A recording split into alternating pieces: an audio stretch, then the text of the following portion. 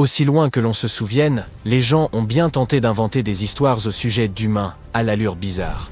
Ce qui est encore plus étrange, c'est qu'au fil des ans, des gens ont même prétendu détenir des preuves de l'existence de ces mythiques humanoïdes. C'est le cas des Gorgades, une tribu qui vivait sur des îles proches de la côte atlantique de l'Afrique. La première mention de ce peuple dans la littérature remonte au 1er siècle. On ne dit pas grand-chose des hommes de la tribu, mais les femmes, elles, étaient vraiment spéciales. On prétend qu'elles avaient des poils sur tout le corps. Aujourd'hui, les scientifiques sont presque certains que les gens ont pu confondre des singes avec ces humanoïdes. Un général carthaginois a affirmé avoir débarqué sur ces îles à l'époque et a décrit ces hommes comme étant des coureurs très rapides. Cela soutient l'idée que ces témoignages se rapporteraient à des primates et non des hommes. Il est normal de penser que des singes se seraient enfuis après avoir vu des hommes pour la première fois, n'est-ce pas? La localisation des Gorgades et de leurs îles d'origine est incertaine et a été décrite de différentes manières par les écrivains au fil du temps. Pline l'Ancien, un érudit romain du 1er siècle, a parlé d'une autre tribu étrange. Ce peuple était celui des Astomies. Semblables aux Gorgades, ils étaient réputés très poilus et vivaient dans le delta supérieur du Gange, près de l'actuelle frontière nord de l'Inde. Ce n'est pas tant leur apparence qui les rendait singuliers. Pline a écrit que ces créatures ne mangeaient ni ne buvaient pas du tout. Non pas parce qu'elles ne le voulaient pas, mais parce qu'elles n'avaient pas de bouche. Elles se nourrissaient en reniflant l'odeur des plantes et des pommes. Une forte odeur pouvait également s'avérer très dangereuse pour elles. Quant à leur corpulence, on dit qu'elles étaient sveltes et graciles. Principalement parce qu'elles ne consommaient pas de nourriture. Il est difficile de croire que ces gens aient existé à un moment donné. Pourtant, des faits historiques pourraient venir étayer ce mystérieux comportement de reniflage. Certains spécialistes pensent que les tribus situées près des montagnes de l'Himalaya apportaient des fruits et des légumes parfumés lors de leur voyage. En effet, le fait de renifler quelque chose d'agréable peut aider à lutter contre le mal de l'altitude.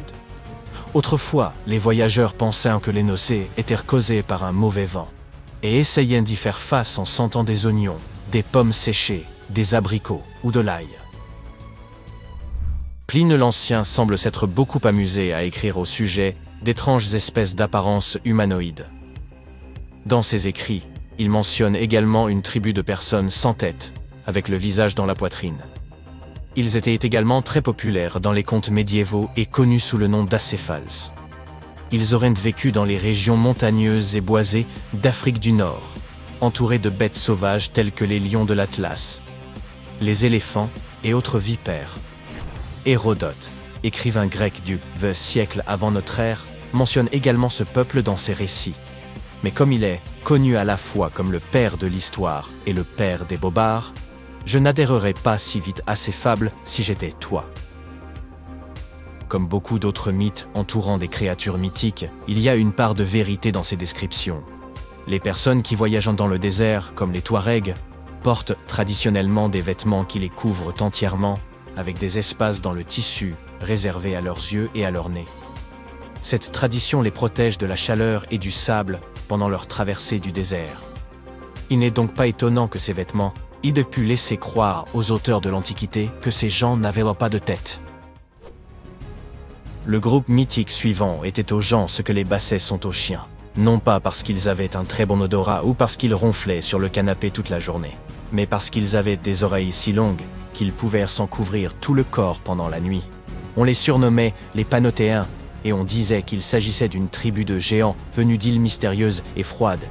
Ils dormaient recroquevillés dans leurs grandes oreilles, et certains disaient qu'elles pouvaient même les aider à voler. Et puis, il y a ces étranges histoires de monopodes. Tu as peut-être déjà deviné à quoi ils ressemblent. Les monopodes étaient des créatures de la mythologie antique qui n'avaient qu'un seul gros pied. Le mot « monopode » signifie d'ailleurs « un seul pied » en grec. On les appelait aussi les sciapodes, ce qui signifie « ombre-pied ». En effet, selon certains récits, ces personnes avaient des pieds si grands qu'elles pouvaient s'en servir comme d'une ombrelle pour se cacher du soleil.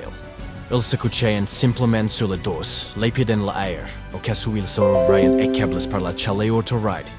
Peu importe les brûlures. Aux Pirates, ils ont été mentionnés pour la première fois dans une pièce de théâtre, en 414 avant notre ère.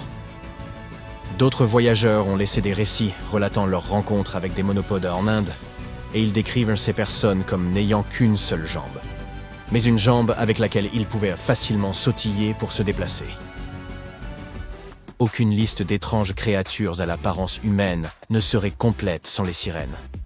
Elles sont décrites comme des créatures mythiques qui vivraient dans les mers et sont généralement représentées comme ayant le buste d'une femme et une queue de poisson en dessous de la tête. Selon les cultures, la sirène représente soit la vie et la fertilité, soit la danger et la ruine. La plus ancienne légende des sirènes connue remonte au premier millénaire avant notre ère. Dans cette histoire, la déesse Derceto désirait vivre sous les eaux, mais ses pères ne lui permirent pas de renoncer à ses beaux traits. Ils optèrent donc pour cette apparence mi-humaine, mi-aquatique. On trouve également des contes populaires parlant de sirènes au commencement de la Grande-Bretagne, mais sans illustration. Dans les contes de marins, les sirènes peuvent symboliser à la fois la chance et le désastre, comme les marins passaient beaucoup de temps en mer et qu'ils n'avaient parfois rien à faire.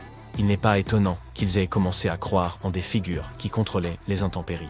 Les sirènes étaient considérées comme à la fois attirantes et dangereuses, comme la mer elle-même, reflétant la nature imprévisible et palpitante des eaux. Nous n'avons aucune preuve de l'existence des sirènes aujourd'hui, mais certaines personnes ont fait de leur mieux pour fabriquer de fausses preuves au fil des ans. As-tu déjà entendu parler de la sirène des Fidji ?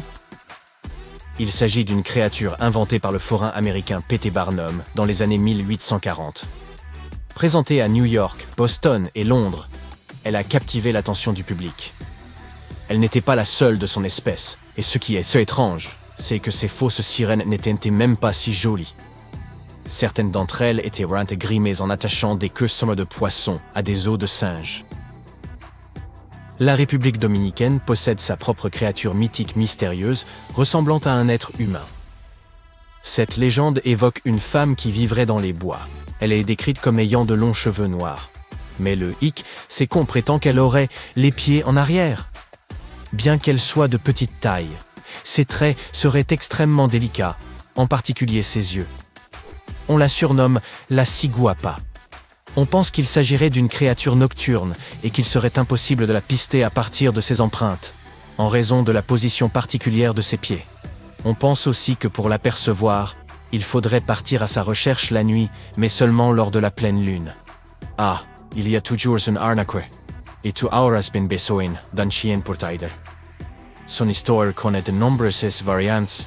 D'autres contes parlent d'une créature timide qui s'enfuirait à la simple voix des gens. On site quel dort dans les arbres, et se nourrit de poissons et de fruits. C'est surtout dans la mythologie nordique que l'on entend parler de nains. Dans de nombreux contes d'Europe du Nord, les nains sont décrits comme étant physiquement plus petits que la plupart des gens, mais aussi comme les meilleurs des forgerons. Ils étaient chargés de fabriquer de robustes outils, qui auront aidé de nombreux héros dans leur quête. Certains nains possédaient également des capacités de métamorphose. Ils prenaient fréquemment l'apparence d'objets inanimés, tels que des aiguilles, ainsi que de créatures, comme des poissons et des loutres. Ces histoires de nains peuvent également être étayées par quelques faits historiques. À l'âge du bronze, les mineurs du sud de l'Europe ont peu à peu épuisé leurs réserves d'étain, un matériau nécessaire à la fabrication du bronze. En quête de nouveaux approvisionnements, ils se sont déplacés vers le nord-ouest, où l'on en trouvait davantage.